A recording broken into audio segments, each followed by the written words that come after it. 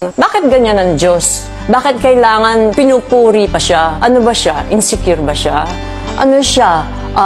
Ego-tripping ba siya? Sabi ko, hindi. Kasi pag pinupuri natin ang Diyos, ang totoong nakikinabang doon tayo. Diba? Halimbawa, sabihin mo, Ama namin sa langit, ikaw ang pinaka-makapangyarihan sa lahat. Ibig sabihin, pag alam mo makapangyarihan siya, wala siyang hindi kayang gawin para sa'yo. Ikaw ang Diyos na mabuti, ang mabait. Ibig sabihin, mabuti siya, wala siyang iintensyonin na masama sa'yo. Ikaw ang Diyos na mapagpatawad. Ibig sabihin, kahit na nagkasala ka sa Kanya, alam mong papatawarin ka niya. Ikaw ang Diyos na nakaakita ng lahat. Alam niya kung ano ang sitwasyon mo. Ikaw ang Diyos na walang imposible.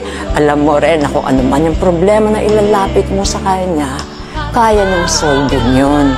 Kaya yung pagpupuri sa Panginoon, pampalakas ng pananampalataya natin yun.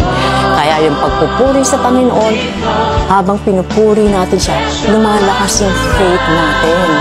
Diba? Nagkakaroon tayo ng peace habang tayo ay nananalangin sa Kanya.